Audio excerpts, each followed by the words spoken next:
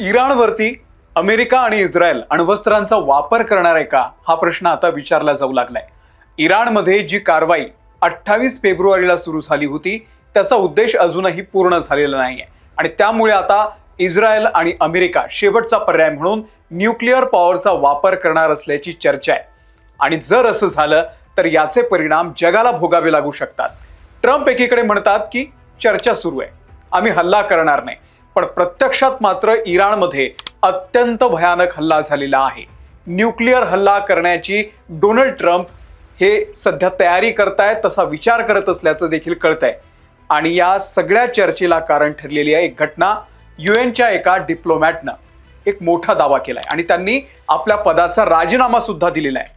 असदुद्दीन ओवेसी यांनी हे ट्विट केलेलं आहे आणि त्यातच आणखी एक बातमी आली की अमेरिकेनं इराणच्या इस्फहानमध्ये बंकर बस्टरचा वापर केलेला आहे आणि तिथे हल्ला केलेला आहे. हे बंकर बस्टर जमिनीच्या आत जाऊन ब्लास्ट होत असतात. अत्यंत शक्तिशाली असं हे अस्त्र आहे. 2000 पाऊंड याचं वजन असतं, म्हणजे साधारणतः 900 किलो. विचार करा किती विध्वंसक असेल ते. आणि अमेरिकेनं त्याचा आता वापर केलेला आहे इराणच्या इस्फहानमध्ये. इस्फहान हे ठिकाण यासाठी निवडलंय कारण त्या ठिकाणी इराणची न्यूक्लिअर फॅसिलिटी होती. ही घटना तुम्हाला सविस्तर सांगतो. युएनच्या डिप्लोमॅटनं जो दावा केलेला आहे की इराणमध्ये न्यूक्लिअर हल्ल्याचा कट शिजतोय, त्याबद्दल त्यांनी काय म्हटलंय आणि इस्फहानची ही साईट किती महत्वाची होती, या दोन्ही घटना एकमेकांशी जोडून बघूयात. सगळं सविस्तर सांगतो. नमस्कार, मी अमोल किनोळकर. आपण पाहत आहात महाराष्ट्र टाइम्स ऑनलाईन. इराणच्या अगदी मध्यभागी असलेलं हे इस्फहान, त्याच्या शेजारी फर्दो आणि नतांज ही तीनही ठिकाणं आहेत. इराणच्या अणु कार्यक्रमाचा हे भाग आहेत. इथे युरेनियमचं एनरिचमेंट केलं जातं आणि याच भागावरती युएस आणि इस्रायलनं कोऑर्डिनेटेड एअर स्ट्राईक केलेला आहे. दोघांनी मिळून केलेला आहे. बॉम्बिंग केलेली आहे. डोनाल्ड ट्रम्प यांनी याचा व्हिडिओ सुद्धा पोस्ट केलाय आणि त्यात जी दृश्य दिसत आहेत ती इतकी भयानक आहेत की असं वाटतंय ही साईट आता पूर्णपणे जळून नष्ट झाली की काय. विशेष म्हणजे इथे बंकर बस्टरचा वापर करण्यात आला. हा किती भयानक असतो ते मी तुम्हाला समजून सांगणारच आहे. आणि ज्या जागेवरती म्हणजे इस्फहानमध्ये हा जो हल्ला झालेला आहे ती जागा फार महत्वाची आहे. याच ठिकाणी युरेनियम एनरिचमेंट केलं जात होतं, म्हणजे त्याचा वापर पुढे अण्वस्त्र बनवण्यासाठी केला जाऊ शकतो. आणि जर युरेनियम साईटच उडवली तर येत्या काळामध्ये इराणला या ठिकाणी अण्वस्त्र बनवता येणार नाहीत. सोबतच ही साईट मिलिटरी इंडस्ट्रीयल हब आहे, म्हणजे इथे मिसाईल्स बनतात. त्यामुळे इराणच्या संरक्षण दलासाठी ही अत्यंत महत्वाची साईट होती. या साईटचं जे लोकेशन आहे ते आणखीच खास आहे कारण हे इराणच्या अगदी मध्यभागी आहे. त्यामुळे जर इतर कोणी हल्ला केला, एअर स्ट्राईकचा प्रयत्न केला, तर त्याला ट्रॅक करण्यासाठी वेळ मिळतो आणि त्याला एक मोठी सुरक्षा व्यवस्था सुद्धा आहे, म्हणजे एअर डिफेन्स सिस्टम बचावासाठी त्या ठिकाणी तैनात करण्यात आलेली आहे. इस्फहानवरती हल्ला म्हणजे इराणच्या अणु कार्यक्रमावरती मुळावरती हल्ला करण्यासारखा आहे. 31 मार्च 2026च्या पहाटे अमेरिकेनं इराणच्या मध्यवर्ती भागातल्या इस्फहान शहरावरती अत्यंत भीषण हवाई हल्ला केलेला आहे. या मोहिमेमध्ये अमेरिकेनं सुमारे 2000 पाऊंड म्हणजे 907 किलो वजनाचा बंकर बस्टर वापरलं. बंकर बस्टर जमिनीच्या आत जातं आणि त्या ठिकाणी त्याचा स्फोट होतो. वॉल स्ट्रीट जर्नलच्या वृत्तानुसार या हल्ल्यानंतर तिथे अनेक धमाके झाले, त्यामुळे संपूर्ण आकाशामध्ये आगीचे गोळे दिसून आले. अमेरिकेचे राष्ट्राध्यक्ष डोनाल्ड ट्रम्प यांनी स्वतः त्यांच्या ट्रुथ सोशल अकाउंटवरती या हल्ल्याचा एक व्हिडिओ शेअर केलेला आहे, ज्यामध्ये भीषण स्फोट होताना दिसत आहेत.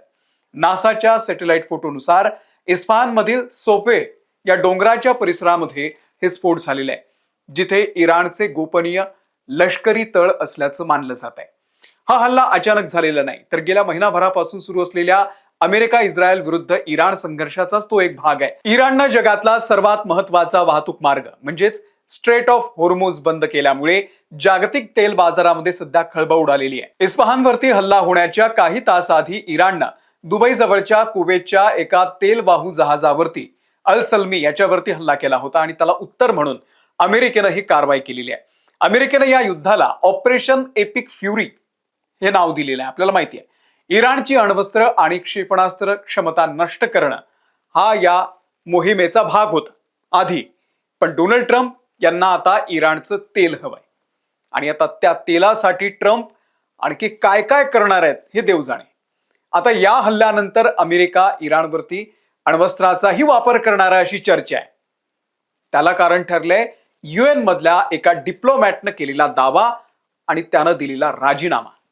इराण आणि अमेरिका यांच्यातील वाढत्या तणावाच्या दरम्यान संयुक्त राष्ट्राच्या म्हणजे UNच्या एका वरिष्ठ राजनैतिक अधिकाऱ्यानं दिलेला राजीनामा आणि त्यांनी केलेले दावे त्यामुळे संपूर्ण जगामध्ये खळबळ उडालेली आहे.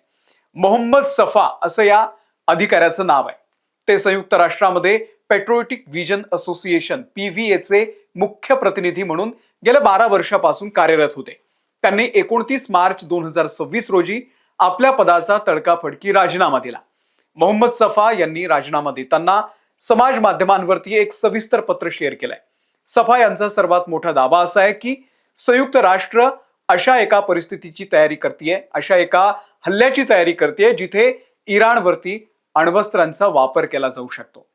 संयुक्त राष्ट्रातील काही वरिष्ठ अधिकारी हे जागतिक शांततेसाठी काम करण्याच्या ऐवजी एका पॉवरफुल लॉबीच्या इशाऱ्यावरती नाचतायत. ही लॉबी अमेरिका आणि इस्रायलच्या हितसंबंधांचं रक्षण करत असल्याचा त्यांचा आरोप आहे.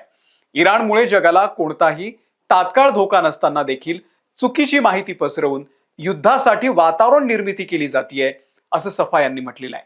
सफा म्हणाले की मी या मानवतेविरुद्धच्या गुन्ह्याचा साक्षीदार बनू इच्छित नाही आणि म्हणून मी राजीनामा देतोय. विशेष म्हणजे सफा यांच्या राजीनाम्यानंतर काही तासात म्हणजे 29 तारखेला त्यांनी राजीनामा दिला आणि 31 तारखेला अमेरिकेनं इराणच्या इस्फहान शहरावरती शक्तिशाली बंकर बस्टर बॉम्बचा वापर केलाय. त्यामुळे सफा यांच्या दाव्यांना अधिक गांभीर्यानं घेणं गरजेचं आहे. सफा यांनी असाही दावा केलेला आहे की जेव्हा त्यांनी या विषयावरती आवाज उठवण्याचा प्रयत्न केला तेव्हा त्यांना आणि त्यांच्या कुटुंबियांना धमक्या देण्यात आल्या. UNनं अधिकृतपणे अण्वस्त्र हल्ल्याचे जे दावे आहेत ते फेटाळून लावलेले आहेत आणि हे आरोप निराधार असल्याचं म्हटलेलं आहे. मात्र एका जुन्या आणि वरिष्ठ प्रतिनिधीनं असा आरोप केल्यामुळे UNच्या विश्वासार्हतेवरती देखील प्रश्नचिन्ह उपस्थित राहिलंय. राष्ट्राध्यक्ष ट्रम्प यांनी इराणच्या लष्करी तळांना लक्ष्य करणं सुरूच ठेवलेलं असून इराणनं अण्वस्त्र कार्यक्रम बंद न केल्यास अधिक तीव्र कारवाईचे देखील संकेत दिलेले आहेत. मोहम्मद सफा यांचा राजीनामा अशा वेळी आलेला आहे जेव्हा अमेरिका आणि इस्रायलनं इराण विरुद्ध ऑपरेशन एपिक फ्युरीच्या अंतर्गत मोठी लष्करी मोहीम उघडलेली आहे आणि त्यामुळे आगामी काही दिवस जागतिक राजकारणासाठी अत्यंत निर्णायक ठरणार आहेत. तुम्हाला अमेरिकेच्या या सगळ्या विध्वंसक कारवाईबद्दल, ट्रम्प यांच्या मनमानीबद्दल नेमकं काय वाटतंय आम्हाला कमेंट करून नक्की सांगा. या व्हिडिओमध्ये इथेच थांबतोय. आमच्या महाराष्ट्र टाइम्सच्या YouTube चॅनलला सबस्क्राईब करा. आम्ही फेसबुकवरती, ट्विटरवरती आणि इन्स्टावरती सुद्धा आहोत. तिथे आम्हाला फॉलो करा. धन्यवाद.